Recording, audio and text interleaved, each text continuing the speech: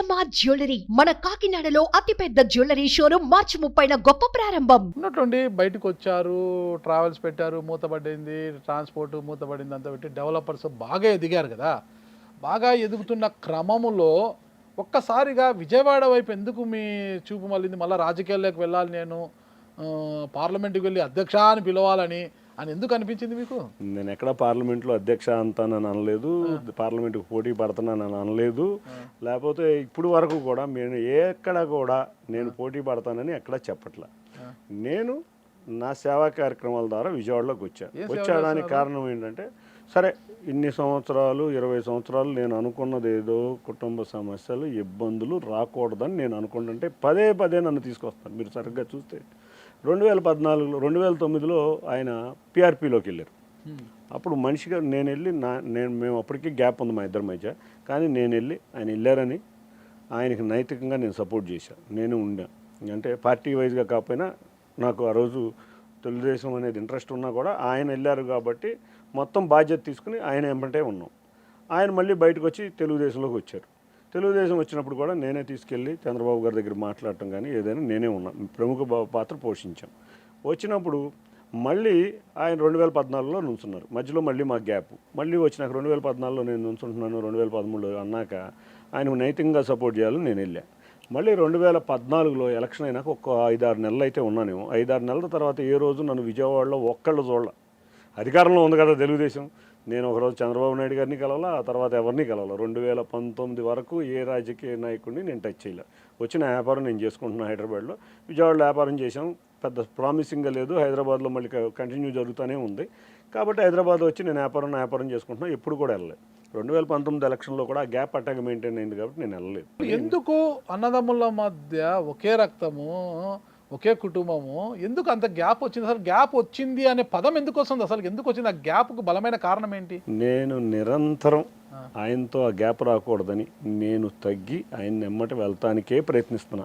మీరు ఇప్పుడు కూడా చూశారో లేదో, ఇంతవరకు ఆయన ఎన్ని మాటలు అన్నా నేను నా నోటెమ్మట నేను నుంచుంటాను, లేకపోతే ఇంకొకటో, లేకపోతే ఆయన్ని ఇంకేదన్నా విమర్శ చేయటమో ఏది చేయబోను కూడా. ఎందుకంటే ఆయన ఎన్నన్నా నేనైతే ప్రశాంతంగా కుటుంబం బాగుండాలని అనుకుంటున్నాను. కానీ పరిస్థితులు అట్లా లేవు. తండ్రి తర్వాత తండ్రి స్థానంలో నిలబడిన కేసీఆర్ నాని గారు తమ్ముడిని అంత వ్యతిరేకించడానికి మీరేం చేశారు అసలు? అది ఆయన అడగాల్సిన ప్రశ్న. ఎందుకంటే నేను వ్యాపారం వదిలేసా. వ్యాపారంలో నష్టపోయినప్పుడు ఆయన దగ్గరికి వెళ్ళా. వ్యాపారం వదిలేసినాక నాకు డబ్బులు వచ్చినాక కూడా మళ్ళీ ఆయన కావాలంటే సపోర్ట్ చేశాను. ఏ రోజు ఆయన దగ్గర ₹1 కూడా సపోర్ట్ నేను తీసుకున్నది లేదు. ఎవరు నా ఫ్రెండ్స్, నేను 2 సార్లు జీరో అయిపోయిన రోజు కూడా నా మిత్రుల సపోర్ట్తో వెళ్ళిగానే కానీ నేను ఎప్పుడు కూడా వెళ్ళి నాకు ఇట్లా ఇబ్బందులు ఉన్నాయి, ఆయన బాగున్నా కూడా నేను ఇబ్బంది ఉన్నాయని నేను వెళ్ళా. ఎందుకంటే సరే ఏదన్నా కూడా ఫైనాన్షియల్ ఇబ్బంది వచ్చినా కూడా అక్కడికి వెళ్ళి మళ్ళీ ఏదో ఇది పొందాలని నాకు లేదు. కానీ నేను ఎక్కడా కూడా ఆయనకి ఏ టైంలో అవసరం ఉన్నా నేను వెళ్ళి నా సపోర్ట్ చేసి నేను నా అవసరాన్ని చేస్తూనే ఉన్నా.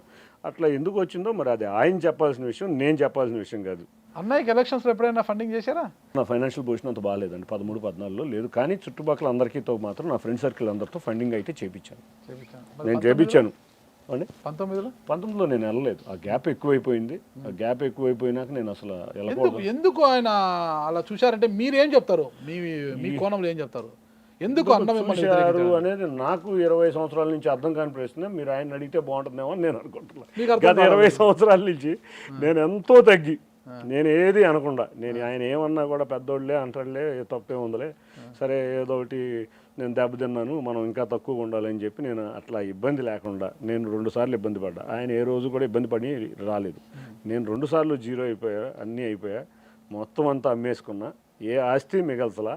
కానీ ఏ రోజు ఎవరి మీద డిపెండ్ అవ్వాలా, వెళ్ళి మళ్ళీ నా కష్టార్జితాన్ని నేను నమ్ముకున్నా. కానీ ఎందుకు మరి ఆయన పద్దాక మరి నన్ను ఇబ్బందిగా ఫీల్ అవుతున్నాడో, ఎందుకంత సఫికేషన్ అవుతున్నారో నాకైతే తెలియట్లేదు. 20 సంవత్సరాల నుంచి నాకే తెలియట్లేదు.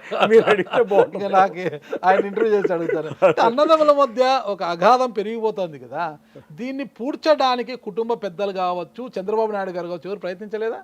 సార్ మీరు చూశారు, ఆయన ఎవరి మాట వినరు, ఎవరి మాట వినరు. ఆయన అనుకున్నదే ఆయనది. చంద్రబాబు నాయుడు గారికి ఏం సంబంధం అండి? నేను ఆఫ్టర్ ఆల్ చంద్రబాబు నాయుడు గారికి క్లోజ్ కూడా కాదు, ఆయన క్లోజు. ప్లస్ రెండోది మా కుటుంబ సమస్య. అది మా కుటుంబ సమస్యలు చంద్రబాబు నాయుడు గారు వస్తే ప్రతి కార్యకర్త కుటుంబ సమస్యలో ఆయన ద్వారా అంటే అది కాదు, కేసినేని కుటుంబం చాలా పెద్ద కుటుంబము, టీడీపీకి కూడా అక్కడ బలమైన నాయకత్వం ఉన్న ఇది కదా, అలాంటి కుటుంబంలో ఖచ్చితంగా కలగజేసుకోవాలి కదా పార్టీ అధిష్టానం, లేదంటారా? అంత సమస్యలు ఏమీ రాలేదు కదా ఇప్పుడు దాకా. అంత నా సమస్య సైడ్ నుంచి లేకపోతే నేనైతే చాలా ప్రశాంతంగా ఆయన ఏ సమస్య లేకుండానే నేను వెళ్తున్నాను. అన్న మీద అంత ప్రేమ ఉందా మీకు ఇప్పటికీ? డెఫినెట్గా ఉంటుంది, ఎందుకు ఉండదండి. సరే, అన్న మీద మీకు బాగా ప్రేమ ఉంది కదా, స్ట్రైట్గా అన్న ఎవరితో యుద్ధం చేస్తున్నాడో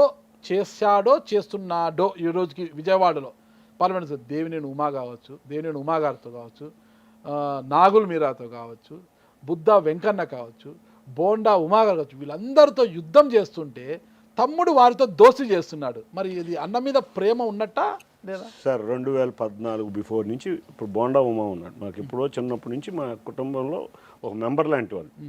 అట్లాగే నాగుల మీరా గారు కూడా ఎప్పుడో బాలయోగి గారి సమయం నుంచి కూడా మాతో బాగా క్లోజ్గా ఉంటాడు. దేవినేని ఉమా గారికి నేను నా నాని గారు పార్టీలోకి రాకముందు నుంచి దేవినేని ఉమాతో నా దోస్తుంది. ఇప్పుడు ఇది నిజంగా యుద్ధం. బుద్ధాయంకన్న అనేవాడు కూడా 2013-14 నుంచి పరిచయం అండి, అంత ముందు పరిచయం లేదు, కానీ బాగా అటాచ్మెంట్ ఎక్కువ. అంటే ఎందుకు అటాచ్మెంట్ అవుతామంటే వాళ్ళు చిన్ని అని నన్ను సింగులర్గా, అంటే నేను చిన్నోడినే లాగా ఒక చిన్ని అనే అటాచ్మెంట్ ఉంది. ఇది ఇప్పుడు వాళ్ళతో యుద్ధం చేస్తున్నారు అని వాళ్ళంతా తెలుగుదేశం పార్టీ, నేను తెలుగుదేశం పార్టీలో ఉన్నాండి. అన్నెసరీ యుద్ధాలు ఇవన్నీ పార్టీ అందరం కలిసి ఒకటే తాటి మీద ప్రస్తుతం అయితే ఎవరో చేయట్లేదు అని అనుకుంటున్నా. ఇటీవల కూడా కేసీఆర్ నాని గారిని బుద్ధాంకన్న గారు విమర్శించారు, దేవినేని గారు అందరూ విమర్శిస్తూనే ఉన్నారు. అదేదో కార్పొరేషన్ ఎలక్షన్ టైంలో ఒక్కసారి విమర్శించారు, కానీ ఈ మధ్య అయితే అందరూ డిసిప్లిన్డ్గా, ఆయన కొంచెం ఆవేశంతో ఏదన్నా అన్న ఎవ్వరు కూడా ఏమీ మాట్లాడకుండా ప్రశాంతంగా ఉంటున్నారు. మీరు చూస్తే నాన్నగారు స్ట్రైట్ గా మాట్లాడుతుంటే మిగతా వారంతా వంకరగా మాట్లాడుతున్నారు కదా. ఎక్కడ ఈ మధ్య అక్కడ స్టేట్మెంట్ కూడా ఏది లేదు. చాలా చూడండి మీరు, లేదు ప్రశాంతంగా. ముఖ్యంగా బుద్ధా వెంకన్న గారు స్టేట్మెంట్లు చూడండి. బుద్ధా వెంకన్న కూడా నాన్నగారు నన్ను అనే స్టేట్మెంటే ఇచ్చారు, అంతేగాని ఎక్కడ వంకర స్టేట్మెంట్లు అయితే ఈ మధ్య ఎక్కడ ఉండట్లేదు. ప్లస్ ముందు చాలా ఇబ్బందుల్లో పార్టీ ఉంది, వాళ్ళందరూ కలిసి పెద్ద నాయకులు వాళ్ళందరూ కలిసి పార్టీని ముందు అధికారంలో తీసుకురావాలని మా అందరికి కోరిక. శత్రువుకు శత్రువు మిత్రుడు అనేది ఇక్కడ మీరు మీ అన్న శత్రువు అయితే మీ అన్న శత్రువులైన వాళ్ళంతా నేను శత్రువు అని నేనైతే అనుకోవట్లేదండి. ఆయన అనుకుంటే నేను చేయగలిగింది ఏమీ లేదు. నేను ఆయన ఎప్పుడు శత్రువు అనుకోవట్లేదు. నాకు మాత్రం ఒక్క విషయంలో అయితే డిఫర్ అవుతాను. నేను చంద్రబాబు నాయుడు గారు తెలుగుదేశం అంటే నాకు బాగా ఇష్టం, ఎప్పటి నుంచి ఇష్టం అంటే నేను ఇంజనీరింగ్ చేసి వచ్చి హైదరాబాద్లో నేను ఉద్యోగం చేసిన కాడినప్పుడు నాకు తెలుసు 1000 రూపాయలు ఉద్యోగాలు ఉండేవి, 1000 రూపాయలకి ఉద్యోగం చేసేవాళ్ళం. 1000 రూపాయలకి ఆ రోజు మీకు పరిస్థితి తెలుసు. తర్వాత చంద్రబాబు నాయుడు గారు వచ్చినాక హైదరాబాద్లో కానీ ఎక్కడైనా ఉద్యోగాల కల్పన కాదు. ఇవాళ ఎవడైనా ఇంజనీరింగ్ గ్రాడ్యుయేట్ బయటకు వచ్చేప్పటికి 25,000తో ఉద్యోగం స్టార్ట్ అవుతున్నారు. ముందు ఏం చేస్తున్నారు, వాళ్ళు ఒక కారు కొనుక్కుంటున్నారు, ఒక ఇల్లు కొనుక్కుంటున్నారు, వాళ్ళ పేరెంట్స్ని చూస్తున్నారు, పెళ్ళి అయినాక ఫ్యామిలీని చూస్తున్నారు, అమెరికాలో ఉన్నా ఇక్కడ ఉన్నా. ఇవన్నీ క్రియేషన్ చేసింది చంద్రబాబు గారు అనే ఒక అభిమానం నాకు ఎప్పటి నుంచో ఉంది. ఆయన విషయంలో మాత్రం ఏదన్నా ఇబ్బంది వచ్చినప్పుడు ఆయనతో డిఫర్ అయ్యేవాడిని, డైరెక్ట్గానే ఎదురుగానే డిఫర్ అయ్యేవాళ్ళం. ఆయన నన్నా కానీ ఏదన్నా ఎందుకు ఆ మాటలు మనకని, ఎందుకంటే నాకు ఆయనకంటే ఇష్టం. కాబట్టి ఆ విషయంలో తప్పితే నాకైతే నేనేం శత్రువు అని నేను అనుకోవట్లేదు. ఆయన శత్రువు అని అనుకుంటే నేను చేయగలిగింది ఏం లేదు. మీరు చూడండి నా యాక్షన్లో ఎక్కడ కూడా నేనైతే పార్టీ ప్రోగ్రాంలో ఎక్కడ పాల్గొంటలా, పార్టీతో కలిపి సర్వీస్ ప్రోగ్రాంలు పాల్గొంటున్నాం. మీరు సరిగ్గా అబ్జర్వ్ చేస్తే లోకేష్ గారు యువగలం పాదయాత్ర మొత్తం మీ భుజస్కంధాల మీద వేసుకొని నడిపారు కదా, ఆ పాదయాత్ర వరకు మాత్రం సరిపోదా అది? నేను ఇప్పుడు దాకా సర్వీస్ ప్రోగ్రామ్స్ లోనే చేశానండి. యువగలం పాదయాత్రలో మాత్రం నాకు కోరిక, విజయవాడలో నాని గారి టైంలో చంద్రబాబు నాయుడు గారి పాదయాత్ర వచ్చింది, రాజగోపాల్ గారి టైంలో వైఎస్ రాజశేఖర రెడ్డి గారి పాదయాత్ర వచ్చింది, లోకేష్ గారి పాదయాత్రను మాత్రం నా కోరిక ఏంటంటే విజయవాడలో బ్రహ్మాండంగా సాగాలనుకున్నాను. అందుకే నేను వాళ్ళ బాధ్యతలు అప్పచెప్పలేదు, నేను స్వతంత్రంగా బాధ్యతలు తీసుకుని నేను నిర్వర్తించాను. అంటే ప్రతిఫలం ఆశించి చేశారా అంటే? సార్, ఎవ్వరం ప్రతిఫలం ఆశించడం అని చెప్పడం అబద్ధం. ఆయన ఏం చెప్తే అది చేస్తా. మీకు ఒక విషయం ఏం చెప్పారు ఆయన అంటే నా ప్రతిఫలం అంటే నా ప్రతిఫలం చంద్రబాబు నాయుడు గారు ముఖ్యమంత్రి అవ్వాలి, నెంబర్ వన్. ఆయన ఏది చెప్తే నన్ను కాదు ఇట్లా ఉండు, నువ్వు ఇట్లా ఉండని ఆయన ఏ గైడ్ చేస్తే ఆ గైడ్ చేయడానికి నేను దాన్ని ఉంటానే కానీ నేను పలానా ప్రతిఫలం ఆశిస్తున్నానని ఇప్పటికీ చెప్పలేదు. వాళ్ళు ఏది చేస్తామంటే అది చేస్తాను, తప్పకుండా చేస్తాను. లేదా ఉంటుంది, లేకుండా నేను అబద్ధం అయితే చెప్పను. తప్పకుండా ఏముందనేది ఏం లేదు, వాళ్ళు ఏదో ఒకటి చేస్తారని నాకు తెలుసు. నా కష్టానికి ఏదో ఒకటి చేస్తారని నాకు తెలుసు. నేను డెఫినెట్గా వాళ్ళు కోరిన విధంగా వాళ్ళు ఏమో బాధ్యత అప్పచెప్తే దాన్ని పూర్తిగా నిర్వర్తిస్తాను. దీంట్లో మాత్రం నేను ప్రతిఫలం లేదని మాత్రం నేను ఏ రోజు అన్నాను. ఓకే. సుమన్ టీవీలో మీ పర్సనల్ అండ్ బిజినెస్ ప్రమోషన్స్ కోసం కింది నెంబర్కి కాంటాక్ట్ చేయండి.